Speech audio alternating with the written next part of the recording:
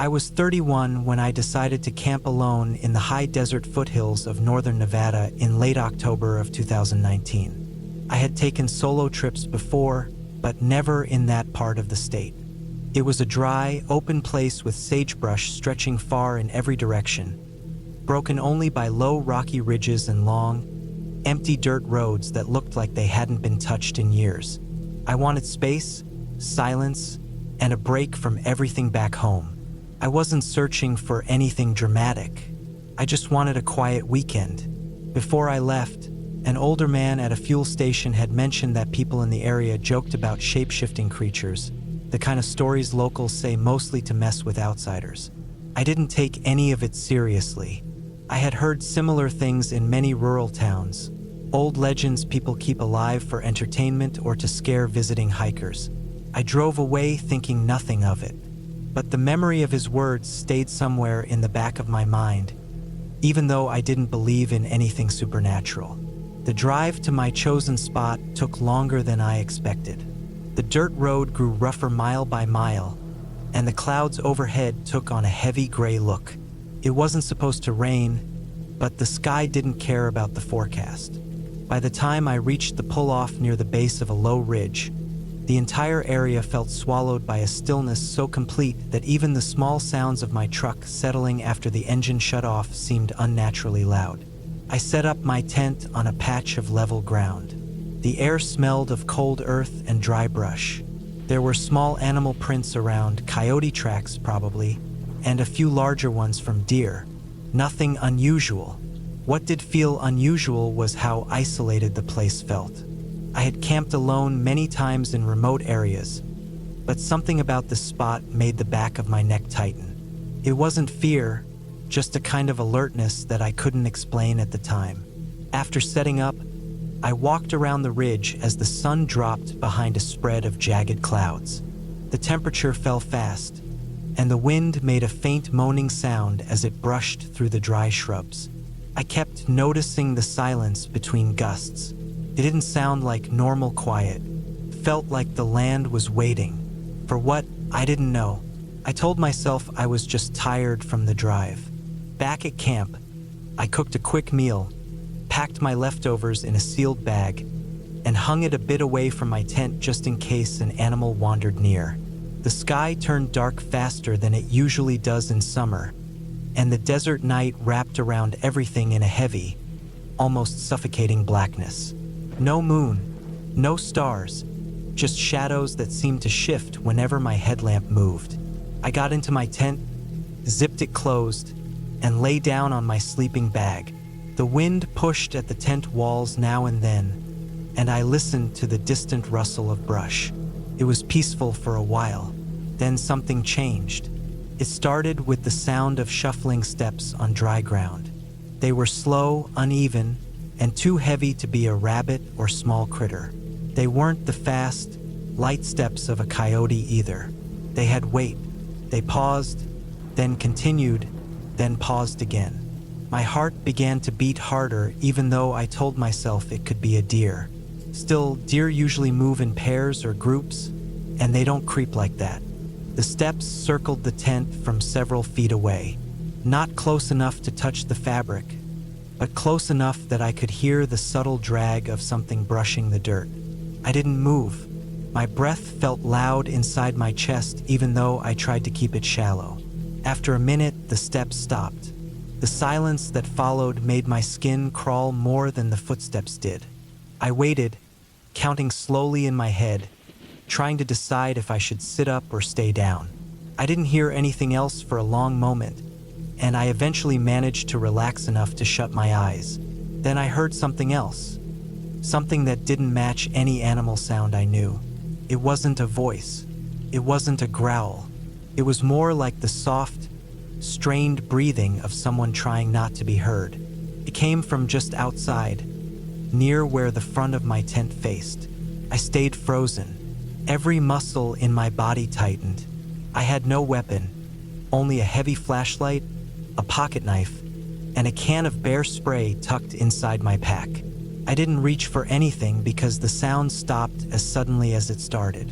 Eventually, Exhaustion forced my body to sleep in short, shallow bursts.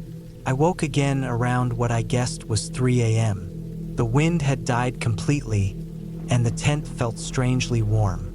Too warm.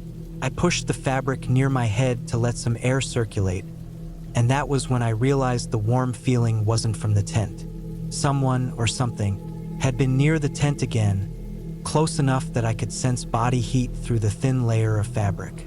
It lingered in the air, fading slowly. I stayed awake until the first faint blue light of dawn crept over the ridge. As soon as I had enough visibility, I unzipped the tent and stepped out. The morning air was cold again, which confirmed that the warmth I felt earlier had not been the environment. Around the tent, the ground was disturbed. There were footprints, but they weren't clear enough to identify. They looked somewhat human but wider in the front and oddly angled, like the person wasn't walking normally. There were also shorter, lighter prints that looked more like an animal's. At first, I thought it must have been two separate things, but the prints overlapped too cleanly, switching shapes partway through. It didn't make sense. I told myself the dirt was uneven, and my imagination was running wild from lack of sleep. I packed up quickly. I didn't want to spend another minute out there. I shoved gear into the truck bed without caring about the order. While loading, I noticed something else. The bag of leftover food I had hung from a branch had been taken down and placed neatly on a flat rock. Not torn open, not dragged away, just placed there. The knot hadn't been ripped. It had been untied. Animals don't do that. I got in my truck and started driving back toward the nearest paved road. It was a long drive, nearly an hour of nothing but dirt tracks and scattered brush. For most of the ride, I kept checking the rearview mirror. Part of me felt embarrassed, but another part of me felt as if I wasn't alone. About 15 minutes into the drive, I spotted something to the right, a figure standing still between two big sagebrush bushes. At first, I thought it was a deer or maybe a tall coyote standing strangely on its hind legs. But when I looked again, it seemed too much like a human silhouette. Not moving, not stepping forward, just watching. I kept driving, refusing to slow down. My hands tightened on the wheel every time the truck hit a bump. When I finally reached the paved road and cell service returned, I pulled over and sat there for a long time with the engine running. My heart wouldn't slow down. My breathing felt sharp and unsteady. I kept seeing the prints in the dirt, the tied food bag, and that shape standing in the brush. I didn't report anything to the authorities. I didn't tell anyone for months. I knew how it would sound. A grown adult claiming something strange had stalked them in the desert. But the more I thought about it, the more I realized the truth wasn't supernatural. There was nothing magical about what happened. It was frightening because it was real. Someone had been out there with me. Someone who moved quietly at night, who watched my camp, and who knew how to approach without being seen. People disappear in remote places every year. Some leave no trace at all. After that trip, I understood how easily it could happen. The desert hides people better than any legend. Whatever or whoever was out there that night was not a creature out of old stories. It was a person, someone skilled, someone patient, someone who knew those lands better than I did. I never went back to that part of Nevada again. I still camp sometimes, but never alone, and never far from places where other people can hear if something goes wrong. When I think about that night, the part that stays with me the most isn't the footsteps or the breathing or the shape in the brush. It's the simple fact that whoever followed me didn't try to harm me right away. They watched, they waited, they walked around my tent slowly in the dark hours when most animals rest. The legends people joke about aren't frightening. What's frightening is the idea that a real person, hiding behind those legends, might use them as cover to stalk anyone unlucky enough to camp in the wrong part of the desert. That night taught me a lesson I will carry for the rest of my life. The scariest thing in the wilderness is always the human you don't see until it's too late.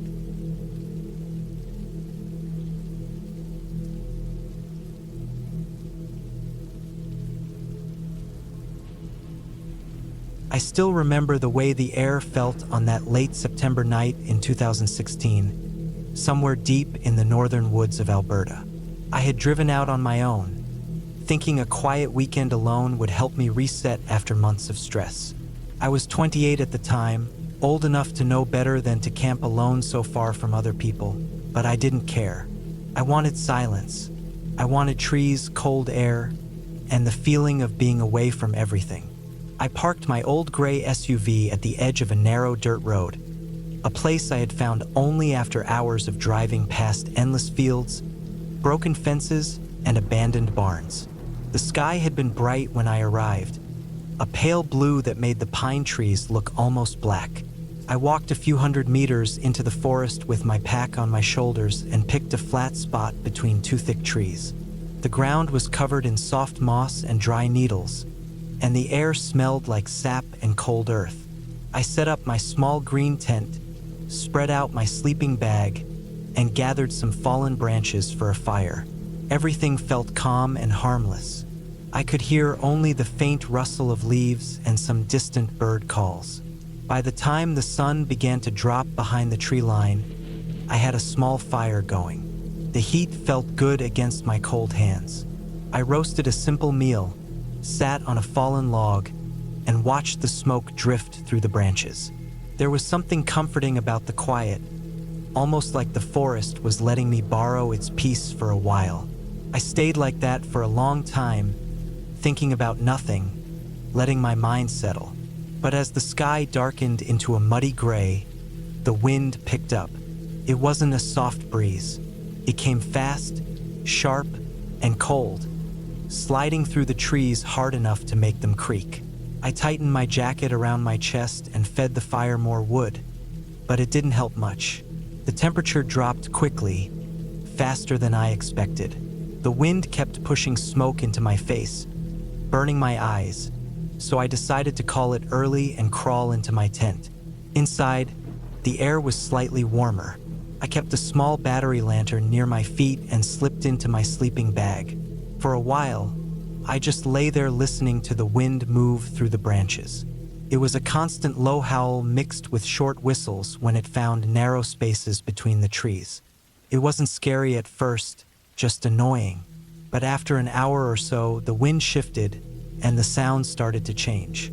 I began hearing something heavier, not like wind at all. It sounded like movement, slow movement, the kind that made the ground respond in a faint, dull way. I tried to tell myself it was just branches falling or maybe a deer moving somewhere near my campsite. That made sense. Animals walked through forests all the time. Still, the noise made me freeze for a few seconds, my breathing slow and quiet. I tried to ignore it and shut my eyes. Just as I started to drift towards sleep, I heard something sharper, like a thin snap of a broken twig, but close, too close. My eyes opened immediately. The noise hadn't come from far away. It sounded like it was just a few meters from my tent. I held my breath and listened. At first, there was nothing, only the wind again. Then something brushed lightly against the outside of the tent, like a hand sliding over fabric. My whole body tensed. I didn't move. I didn't even breathe for a moment. My mind ran through every logical explanation I could think of. Maybe it was a branch being blown around, hitting the tent. But the motion had felt too smooth, too controlled.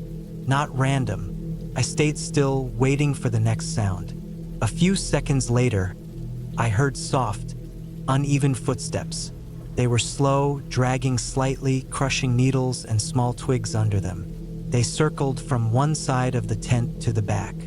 I could picture a shape moving around me, just outside the thin wall of fabric that was the only thing between me and open air.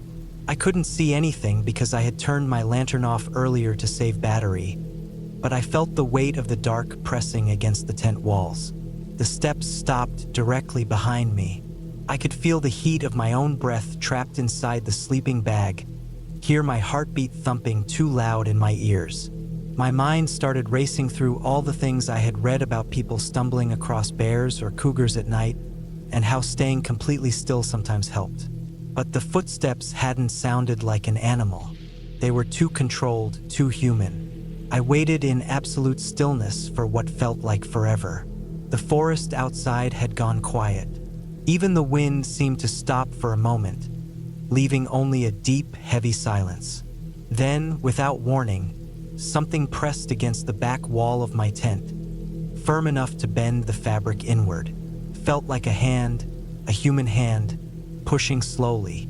Not a paw, not an animal, a hand. I felt a wave of cold travel from my spine to my fingertips. I didn't move. I didn't even blink. I tried to stay silent, but it felt like the tent was shrinking around me. Whoever or whatever was outside stayed there for several long seconds. Then the pressure vanished. The steps began again, slow, dragging, moving away this time. I waited until I could no longer hear anything but the wind again. Even then, I didn't move. I stayed frozen inside my sleeping bag, staring at the dark ceiling of the tent, trying to control my breathing. I wasn't sure if the person had left or was just standing somewhere beyond my range of hearing. The thought made my stomach twist. I forced myself to stay awake for hours, listening to every small sound outside. At some point, exhaustion pulled me under despite the fear. I didn't mean to fall asleep, but my body gave in. When I woke up, the sky outside was a pale, early morning gray. The forest felt different in daylight, less alive, more still. I slowly unzipped the tent and stepped outside. The air was cold and crisp.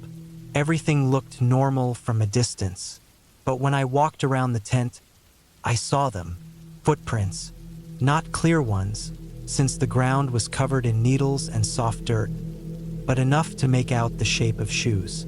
Long, narrow shoe prints circling my tent. They stopped right where I had felt the pressure on the fabric. The prints were so close that whoever made them must have been kneeling or bending near the wall. I felt sick as I followed the prints toward the tree line. They moved straight into the woods and disappeared between two thick trunks. I looked around at the forest, every direction full of dark shapes and shadows. Someone had been there during the night. Someone had watched me. Someone had touched the tent. I had camped alone countless times before, but nothing like that had ever happened. My hands shook as I packed my gear. I didn't take a break, didn't eat, didn't let myself stop to think. I just stuffed everything into my pack and hurried back to my SUV.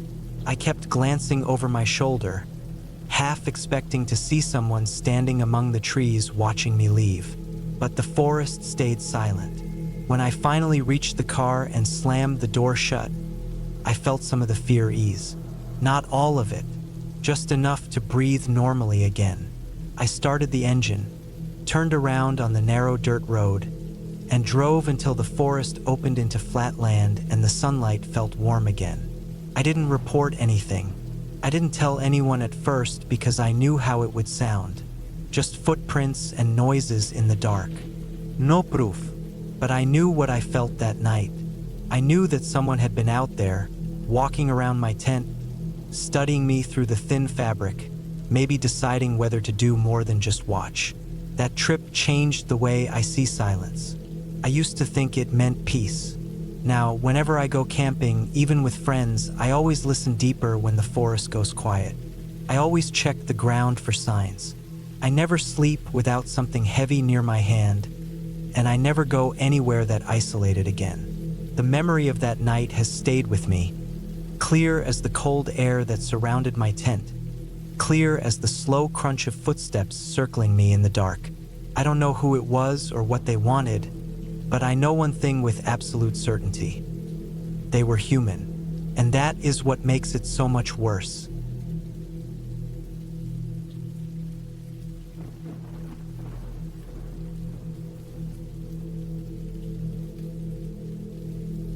I went camping on a farm in southern Iowa in the late summer of 2019, when I was 26 and trying to take a short break from work. I had been feeling worn out from city noise and wanted quiet, open space, and a few nights alone. I rented a small camping spot on a private farm outside a town called Ridge Hill.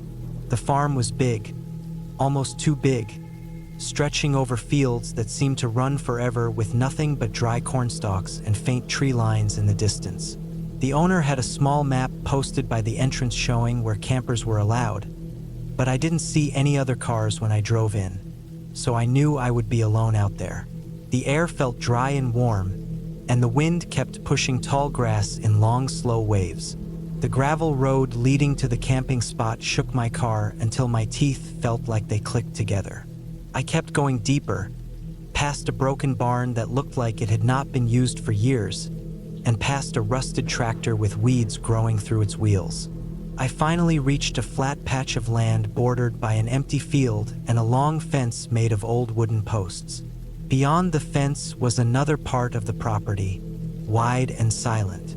I set up my tent slowly, trying to enjoy the quiet.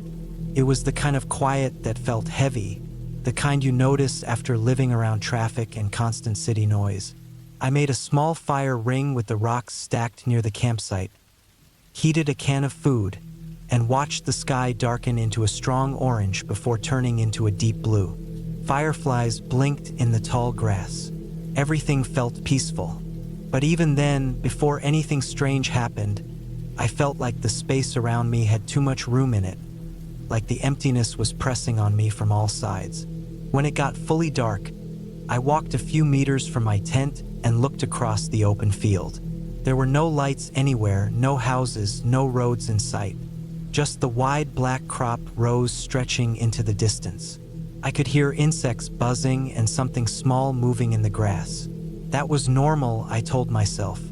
Farms are full of animals, even at night.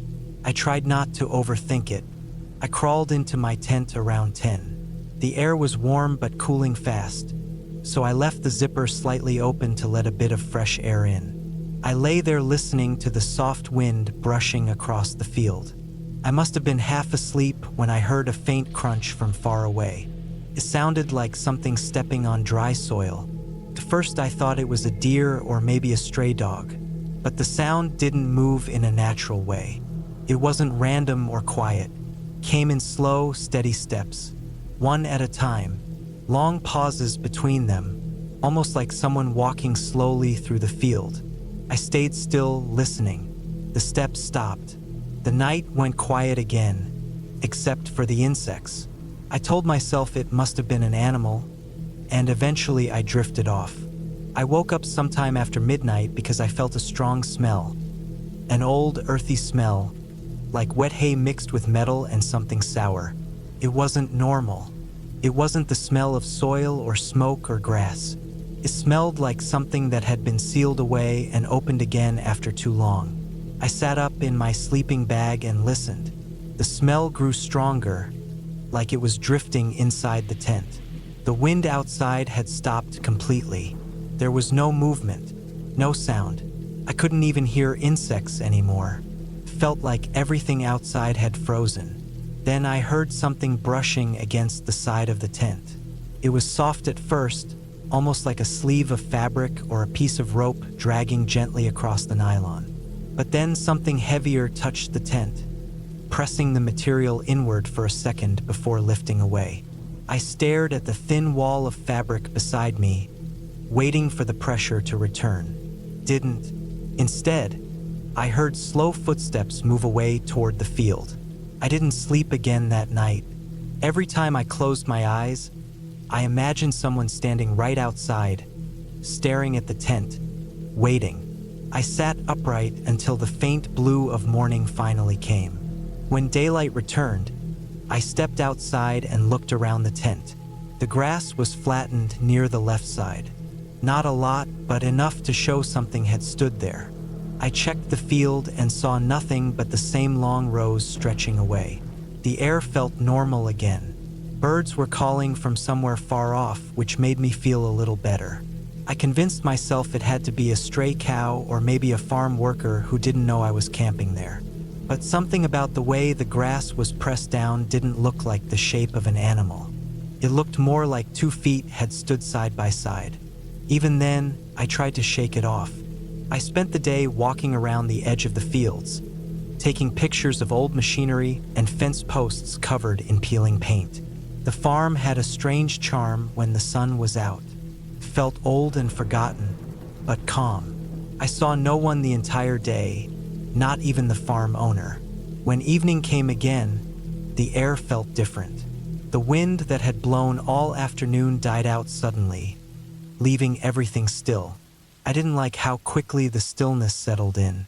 It felt like the moment before a storm, except there were no clouds, no change in temperature, nothing to warn me of weather.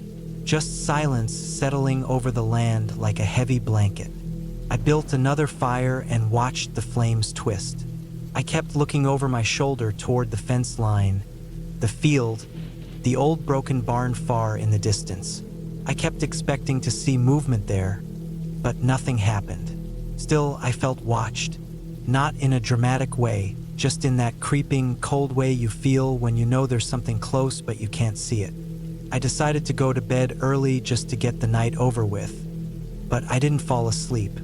I lay there staring at the faint glow of the dying fire outside the thin tent wall.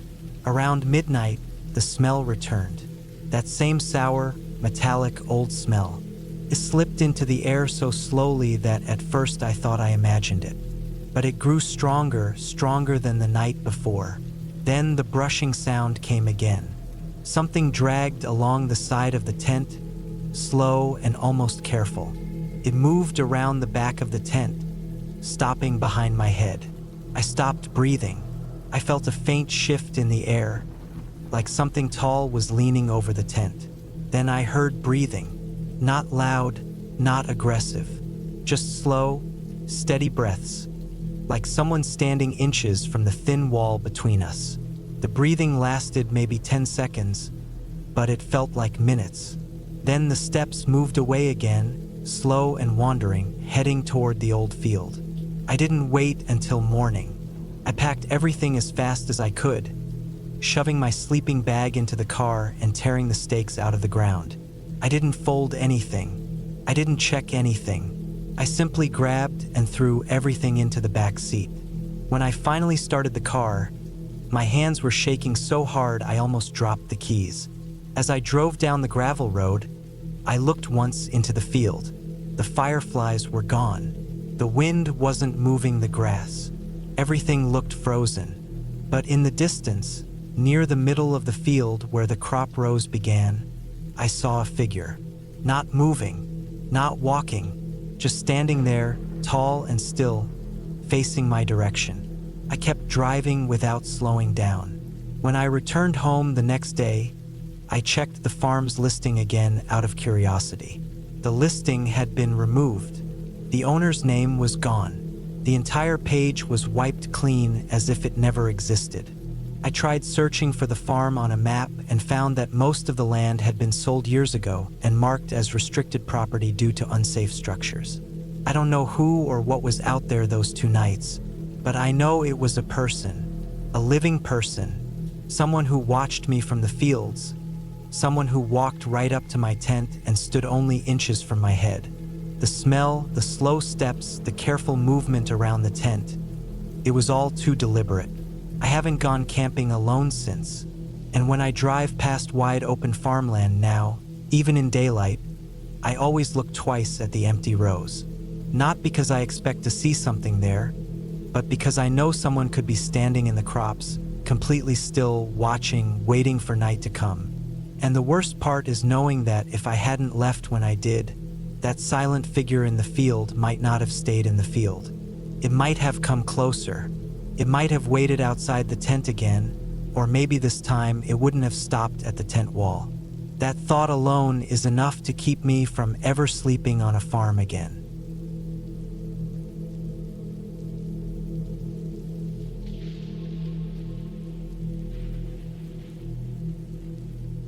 I was 29 that summer, and I had been feeling tired of the noise of the city and the dull routine I had fallen into. Work felt heavy, the days felt short, and everything around me seemed loud and crowded. So I decided to take a short camping trip by myself. I picked a quiet area in northern Norway in late August of 2021, far from the usual tourist spots, where there were open fields, tall pine trees, and long dirt tracks almost nobody used anymore. The plan was to spend 2 nights there, rest a little, and come back home feeling lighter. I packed food, a small tent, a cooking stove, warm clothes, and a notebook. I wanted peace, silence, and space to breathe. The drive out was peaceful. The roads were empty, and the air felt cleaner as I left the towns behind. By the time I reached the gravel track leading to the open field where I wanted to camp, the sky was already turning light orange. I parked my car beside a patch of trees, walked around to make sure the ground was level enough, and set up my tent facing a small hill. Everything around me was still. The air had that strong smell of cold soil and old wood. I could hear only the faint sound of wind moving through the pines. I remember thinking that I had made the right choice. Everything felt safe and open. After setting everything up, I ate a quick meal and walked a little farther into the trees just to look around. There were old tire marks on the ground, but they looked faded and broken by grass, as if no vehicle had used that track in months. I found a stream a little deeper in, running quietly over stones covered in moss. The quietness made my own movements sound louder than usual. Every step felt like it echoed through the trees. Night came slowly. The temperature dropped fast, and soon the sky became a dark blue bowl full of stars. I crawled into my tent and wrapped myself in my sleeping bag. I could still hear the wind outside, but it became softer after a while. I fell asleep easily because I felt comfortable. I woke up around 3 in the morning, not because of a noise, but because of a strange tight feeling in my stomach, like a quiet worry without a reason. At first I tried to ignore it and go back to sleep, but my body wouldn't calm down. I lay still, listening. At first, all I heard was the soft rustling of leaves outside. Then, after maybe a minute or two, I heard something else. A dull crack of a branch coming from somewhere behind my tent. It wasn't loud, but it was clear. I remember freezing instantly, holding my breath, trying to figure out if I had imagined it. Then another crack, a little closer. I waited. The wind couldn't make that sound because it wasn't strong enough. And the trees near my tent weren't the kind that snapped easily from light movement. I tried to tell myself it was maybe a small animal like a fox or a deer. The region had plenty of wildlife. Should not have scared me. But something about the slow, heavy way the branches sounded made me feel more alert than I expected. I stayed in my sleeping bag without moving, listening harder. The noise stopped for a long minute. Then I heard something else, the soft crunch of dry grass being stepped on. The steps were slow, steady, and spaced out like something careful was moving. It did not sound like a running animal. It sounded more like something walking on 2 legs, not 4. My skin went cold immediately. I didn't open the tent because I didn't want any noise to give away that I was awake. I simply stayed still and listened. The steps moved closer to the left side of the tent, then stopped. The silence that followed felt heavy and stretched. I could hear my own heart beating so loudly inside my chest that I wondered if it could be heard outside. Then I heard breathing. Not fast, not loud. Just a slow, steady breath from outside the thin fabric of the tent. It was so close that I could almost feel the air shift. I didn't move a muscle. My mind raced with thoughts of who could be out here in the dark at this hour. There were no houses nearby, no campsites, no reason for a person to be walking around in the middle of the night. And the walk to this place wasn't easy unless someone knew the area well. I stayed frozen like that for what felt like 10 minutes, though it could have been less. The breathing stayed in the same spot. Then it slowly moved toward the front of the tent, very slowly, step by step. I could hear the faint shift of the zipper flap brushing against itself as something lightly touched it from the outside. The whole tent trembled just a little, so slightly that if I had been half asleep, I might have missed it. But I was wide awake, listening to every inch of pressure on the fabric. Then, just as quietly as it had come, the breathing drifted away. The steps moved back across the grass, toward the darker part of the trees. one slow step at a time. The sound got softer until it faded completely. I waited what felt like an hour before I dared to move. When the sky finally started turning from black to gray, I crawled out of the tent, my hands shaking. The cold air hit my face, and the field looked exactly the same as before, calm and empty. But the ground around my tent was different. There were clear footprints pressed into the damp soil, larger than mine, spaced evenly apart as if someone had been slowly pacing. Some prints stopped directly in front of my tent's entrance. Others circled the side and then headed back toward the trees. None of them looked like animal tracks. I packed everything fast, faster than I thought I could. My hands wouldn't stop shaking. I kept glancing toward the trees, half expecting someone to step out. The whole time, the area stayed silent.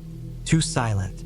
When I finally locked my car doors and started the engine, I felt my whole body relax slightly, but the fear stayed heavy. I drove away without looking in the mirror. On the road back to town, I kept trying to make sense of what had happened.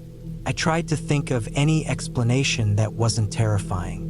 Maybe a hiker had gotten lost. Maybe someone lived deeper in the forest. Maybe someone else had camped nearby without me noticing. But none of those ideas made sense. The way the footsteps moved, the slow pacing around the tent, the breathing right outside the thin fabric, none of it felt like a lost or harmless person. It felt like someone who already knew I was there and came close on purpose. When I reached the town, I parked outside a small store and just sat in the car, breathing slowly, letting my heart settle. I looked at my tent bag in the back seat and thought about how thin the fabric had been, how easily someone could have opened it. For the first time in years, the idea of camping alone felt wrong. Not because nature was dangerous, but because people could be. I went home that afternoon and unpacked everything. I cleaned the tent and folded it, but I didn't put it back in its usual place. I pushed it into the back of the closet behind an old box and closed the door. The whole apartment felt strange to me for a while, as if I had brought the fear back with me. Over the next few days, I slept badly. Every small sound made me alert. Whenever I closed my eyes, I kept remembering the slow steps, the steady breathing just outside the thin wall of fabric. I kept seeing those prints in the damp soil. I kept imagining someone standing only inches away from my face in the dark. I didn't tell anyone what happened. I didn't want people telling me it was probably nothing or calling me dramatic. It didn't feel like nothing. It felt real and close. Weeks passed before I felt normal again, but something inside me changed. I still go hiking now and then, but I have never camped alone again. I don't think I ever will. That night taught me that some places feel quiet not because they are empty, but because something is already there, watching, waiting, moving in ways you don't notice until you're alone in the dark. And the worst part is knowing I will never find out who was outside my tent that night, or what they wanted, or how long they had been watching my campsite before I woke up. The only thing I know for sure is that they were real, they were close, and they left before the sun rose. Not because they were scared, but because they wanted to.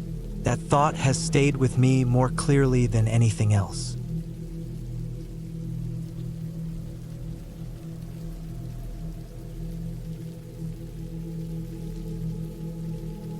It was the summer of 2019, and I had decided to escape the crowded streets of Chicago for a few days of camping in northern Wisconsin.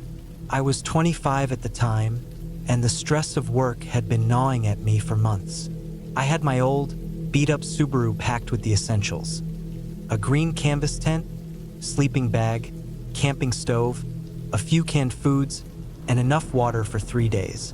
I wanted a place where I could be alone, where the silence was absolute, and the only interruptions were the wind, the rain, or maybe an occasional bird. After a 5-hour drive, I pulled off a small gravel road that led deep into a pine forest. The GPS signal was spotty at best, but I wasn't concerned. I had a paper map folded in my pocket and a general sense of direction. I found a clearing about half a mile from the main road, just big enough for my tent and a small fire ring, and I parked the car nearby. The sun was just beginning to dip behind the dense tree line, casting long shadows that made the forest feel thicker and darker than it probably was. I started unpacking as the first drops of rain began to fall.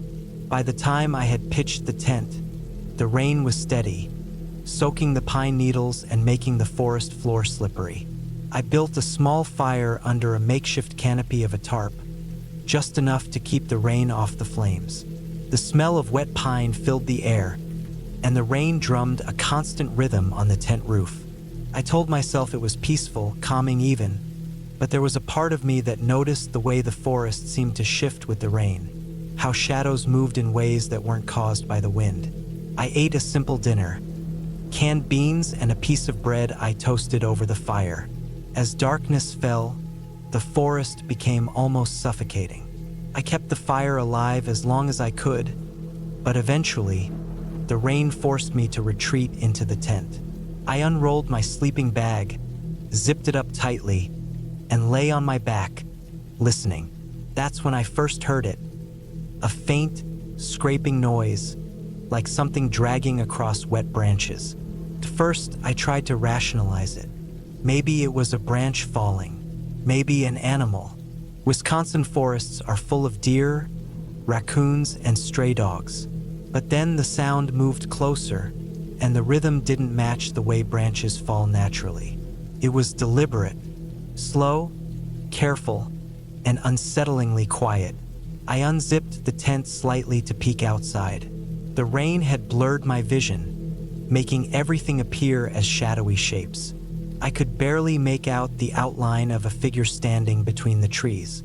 At first, I thought it was just my mind playing tricks. The rain made the forest look like a moving painting, shapes and shadows constantly shifting. But the scraping sound came again, this time closer, and I could see movement. A person, tall and hunched over, carrying something long in their hands. I froze. My heart was pounding so hard it felt like it might burst through my chest. I told myself to stay calm. Maybe they were a hunter. The area was known for hunting, and it was prime season. Still, there was no sound of a hunting rifle, no voice calling out. Just the scraping, careful steps. I grabbed my flashlight and shone it toward the figure. The light cut through the rain like a knife, and the figure vanished instantly. My stomach dropped. There was no way they could have moved that fast without slipping in the mud. I sat up, straining my ears. The rain was louder than ever, hammering the tent and the tarp, but beneath it, I could hear it. The wet crunch of footsteps circling my campsite. My mind was racing. I had my phone, but there was no signal. I had my car keys. Maybe I could make a run for the car if things got worse. But the clearing was small, and the forest around me was dense. Running blindly in the dark could be just as dangerous. The hours crawled by. The rain never let up. Every few minutes, I would hear a branch snap just beyond the tree lean, or the scrape of something dragging along the ground. Couldn't sleep. I couldn't even breathe normally without hearing some new noise. I kept my flashlight by my side, the beam slicing through the tent walls whenever the scraping got closer. I realized the figure wasn't moving randomly. It was methodically circling the campsite, always staying just out of clear view. By around 2:30 a.m., the figure made its biggest mistake. I was staring at the edge of the clearing, trying not to breathe too loudly, when a sharp snap echoed through the rain. The person, or whatever it was, had stepped on a fallen branch. I saw movement, a shadow shifting closer to my car. Panic took over. I grabbed my jacket, my shoes, and my flashlight, and I ran. The mud sucked at my boots. The rain soaked me to the bone. But I didn't stop until I reached the Subaru. I fumbled with the keys, my hands trembling, but finally got the door open. I threw myself inside, locked the doors, and slammed my foot on the accelerator. Tires skidded in the mud, spraying water everywhere, but I didn't care. I drove through the forest, headlights cutting a narrow path through the trees, until I found the main gravel road. I didn't stop until I reached a small town about 20 miles away. There was a 24-hour gas station, and I pulled in, dripping wet, shivering, and exhausted. I didn't even think about calling anyone until I was sitting on a bench, drying off with a store napkin. My mind kept replaying the campsite, the shadowy figure, the way it moved, the deliberate circling. The next day, I went back with a few friends and looked at the campsite. The clearing looked normal in the daylight, but I noticed a few things that hadn't been clear in the dark. Deep footprints in the mud, large enough to belong to a man, and the scrape marks on the trees, likely from something long being dragged along them. Nothing else seemed taken. Nothing disturbed except the mud and the broken branches. I never went back to that part of the forest at night again. I kept camping in Wisconsin, but always in designated areas, never alone, never in dense forests away from roads. I never knew exactly who or what had been watching me that night. Maybe a hunter, maybe someone living illegally in the woods, maybe a criminal. I never found out. But that rainy night taught me that the forest, no matter how peaceful it seems, can hold dangers you can't predict, and that silence is not always empty.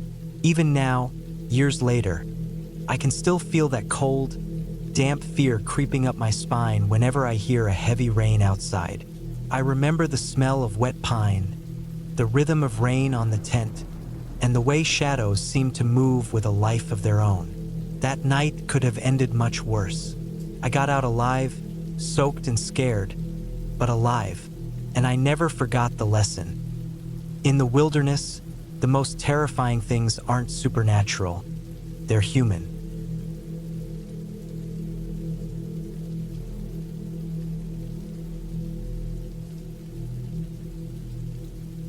I still think about the night I camped alone in northern Arizona back in 2016, long before I understood how quickly a quiet place can turn into something dangerous.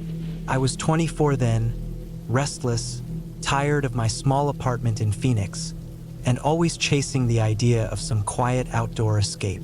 I had done plenty of camping trips before, but most of them were on crowded sites where the air felt full of other people's noise. That weekend, I wanted silence. I wanted to hear myself think.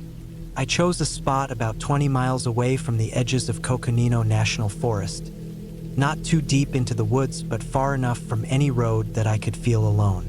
I reached the area in the late afternoon. The sky was pale blue, clear, wide, and it felt like I had all the space in the world. The air smelled of pine sap and cold dirt, and the wind was soft enough that I could hear leaves brushing lightly against each other. I parked my car beside a cluster of thin trees and walked farther in until I found a flat, open patch. The ground there looked solid and dry, covered with fallen needles and small rocks. I set up my old green tent, the one with a broken zipper on the inside pocket, and spread my sleeping bag and backpack inside. After that, I gathered some branches and dead wood to build a small fire. The sun dipped low, turning orange around the edges as I set everything up. I cooked a simple meal on a tiny aluminum stove, the kind that folds into itself. The smell of heated canned food filled the air, mixing with the scent of burning wood. I ate slowly, letting the heat warm my hands as the temperature dropped around me. When darkness finally settled in, the fire became the only bright point in the entire forest. It cracked softly, pushing back the shadows just enough for me to feel comfortable. I remember staring into the flames, letting my mind wander. Everything felt calm. I could hear crickets. I could hear the faint movement of the wind in the branches. I could even hear the occasional creak of a distant tree bending under its own weight. I thought that quiet was what I came for, but after a while the silence grew too deep. Fire noise and insect sounds were normal, but everything else around me felt too still, too empty. I tried to ignore the feeling, brushed some dirt off my boots, and tried to relax. It wasn't until I was closing the fire pit that I heard the first sound that didn't belong. It came from behind the tree line to the west, sharp, sudden, like a branch snapping under something heavier than a deer. I froze, waiting for another sound, but the forest returned to its normal rhythm. I told myself it was nothing, an animal maybe, a strong gust of wind, something normal. I put out the fire by covering the glowing wood with dirt, making sure no smoke rose from it. I hated the idea of accidentally starting a wildfire. Then I crawled into my tent, zipped it shut, and wrapped myself in my sleeping bag. My headlamp cast a soft glow on the tent walls until I switched it off. For a while, I lay there listening to the forest. Every shift of my body made the fabric rustle. Every breath seemed too loud. The night air pressed against the thin walls of the tent, and it felt like the world outside was leaning closer. I kept still, hoping sleep would come quickly. Didn't. An hour must have passed before I heard another sound. Not a crack this time, more like a slow, deliberate step on dry ground. I felt the hairs on my arms rise. My heartbeat picked up fast enough that I could feel pressure in my temples. The steps were not heavy, but they were steady, spaced apart, moving with purpose. I tried to breathe slowly, telling myself it was probably an elk or even a lost cow from some nearby ranch, but the steps stopped too close to my tent. I could sense the presence of something standing just beyond the thin fabric wall. I didn't move. I didn't unzip anything. I lay completely still, barely even breathing. I could hear the soft crunch of dirt as something shifted its weight. Then nothing. Total stillness. My heart thudded painfully in my chest. I waited for the steps to move away, but minutes passed without anything happening. I don't know how long I stayed frozen. Could have been 10 minutes. Could have been an hour. My mind kept trying to picture what stood outside. An animal, a human, something injured, something watching. Eventually the steps moved again, very slowly, as if the person or thing was trying not to make noise. They drifted away to the side of the tent and stopped again. I could hear breathing then, not loud but clearly human. Slow breaths, steady, controlled, not panicked, not tired, as if someone was standing there on purpose, keeping quiet, taking long, careful breaths. I felt cold spread through my entire body. My first thought was that maybe someone had been camping nearby and wandered toward my site in the dark. But no normal person would stand silently beside a stranger's tent in the middle of the night without saying anything. I didn't dare unzip the tent or make any sound. I didn't want whoever it was to know I was awake. I kept thinking about my car, how far it was, how long it would take for me to reach it if I had to run. But running in the dark through uneven ground felt even more dangerous with someone already so close. After what felt like an eternity, the breathing faded and the steps moved farther away until they disappeared completely. I stayed awake for hours after that, listening for any sign of return. My mouth felt dry, my tongue heavy, and my back hurt from lying stiff the whole time, but I didn't dare shift my position. Eventually, exhaustion pulled me into a light, restless sleep. When I woke up, the sun was already rising, and the forest looked normal again. Bright, quiet, harmless. I unzipped the tent, stepped outside, and scanned the area. My heart jumped when I saw the ground. There were footprints in the soft dirt beside the tent. Clear ones, made by boots, not animals. They circled around once before heading back toward the direction of the thicker trees. I followed the trail a few yards into the woods until it faded into mixed pine needles. I didn't want to follow it deeper. Something in me knew I wasn't supposed to. I packed up everything quickly, faster than I ever had on any camping trip before. My hands shook while I loaded the gear into the car. I kept looking over my shoulder, expecting to see someone watching from the trees. The drive back to the main road felt longer than the drive in. My stomach stayed tight the entire time. When I reached a gas station miles away, I finally let myself breathe normally again. I later learned from a local that sometimes people wander the forest out there. Some are drifters, some are people living off the grid, and some are simply not in the right state of mind. None of that made me feel better. The idea of someone standing inches from me while I tried to sleep still makes my spine go cold. I never saw the person. I never knew why they were there or what they wanted. Nothing dramatic happened, but that made it worse. It was real in the most ordinary human way. Someone chose to stand next to my tent in the dead of night and watch. I stopped camping alone after that. Not because of animals, not because of weather, but because of that moment when I realized the scariest part of the wilderness isn't the darkness or the silence. It's the people who move quietly enough that you don't hear them until they're already standing right beside you. And when you're alone out there, that is more terrifying than anything else.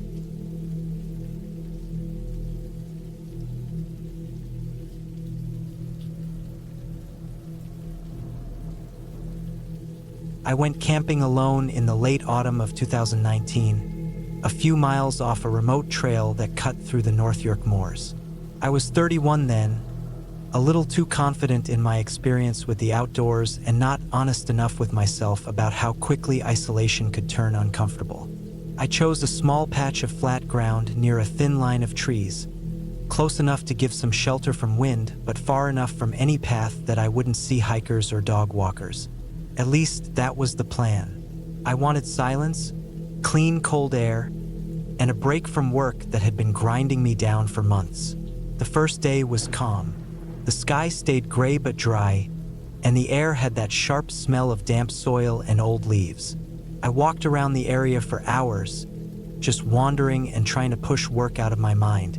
My phone had no signal, which I expected, so I turned it off and left it in my bag.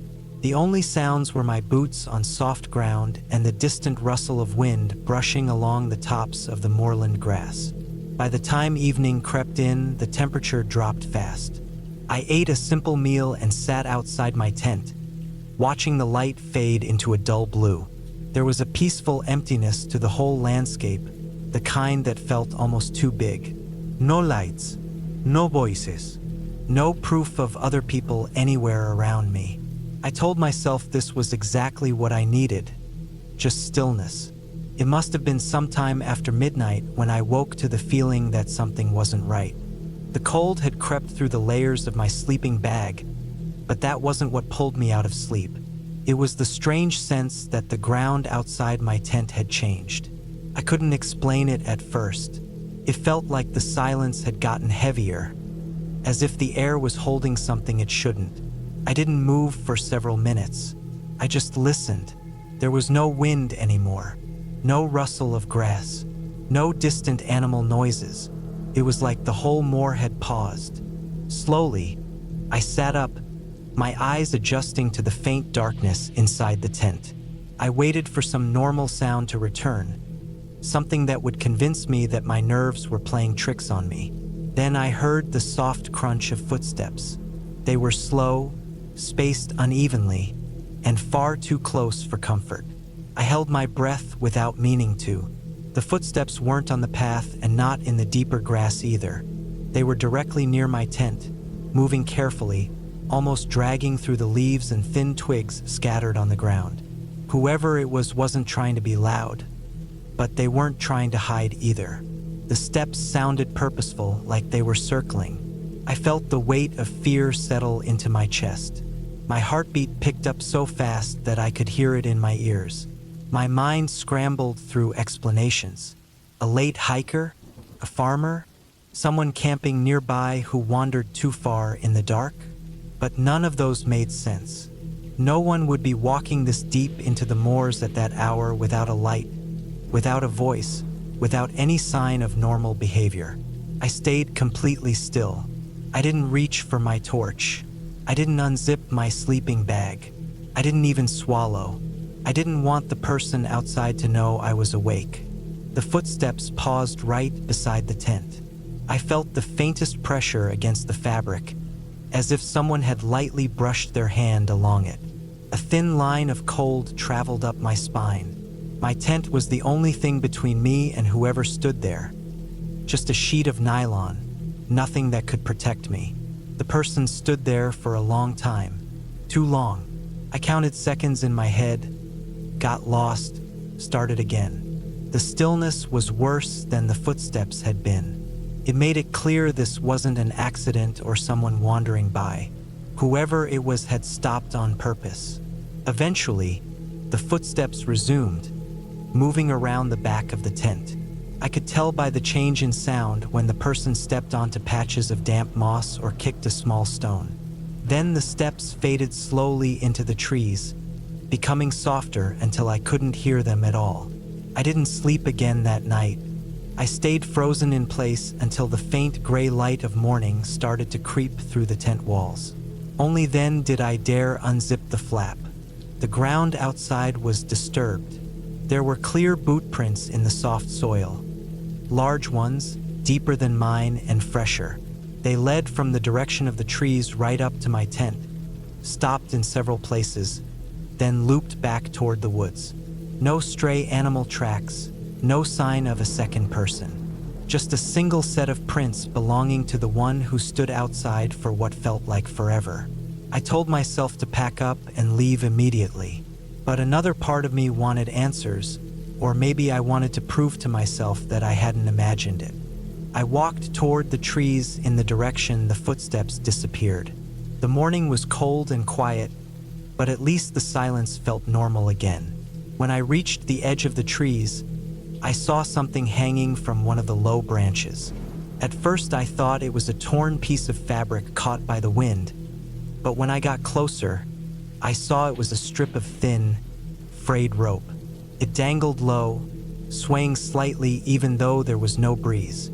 Below it, the ground had been disturbed, pressed down into a shallow, uneven circle like someone had been standing there for a long time. I didn't want to touch any of it. I backed away and returned to my campsite. My tent looked smaller and more fragile than ever before. My hands shook as I stuffed everything into my pack. The cold felt harsher than the night before, and every snap of a twig made me flinch. As I hiked out, I kept looking over my shoulder.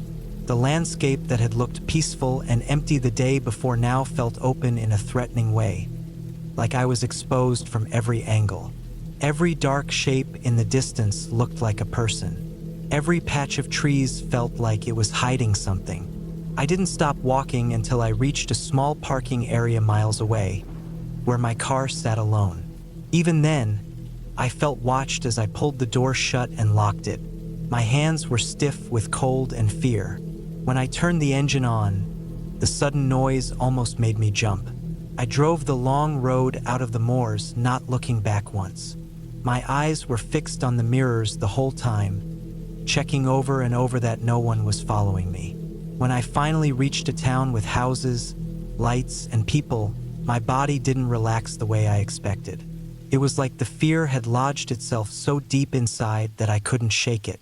For days after, I kept replaying the night in my head.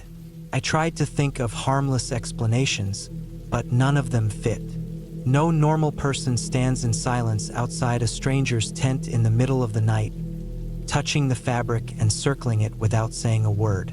No normal person leaves rope hanging in trees and waits in the dark like that. I didn't report it. I couldn't think of what I would even say. There was no clear crime, no clear threat, just a feeling that something had been terribly wrong. That was enough.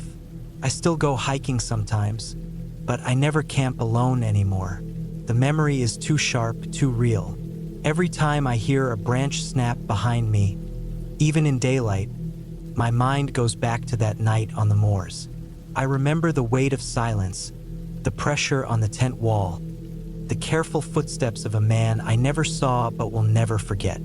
And the worst part isn't the fear of what he might have done. It's knowing he walked away into the trees, calm and slow, as if he had all the time in the world, as if he wasn't finished, as if he might do the same thing to someone else who thinks they're alone out there.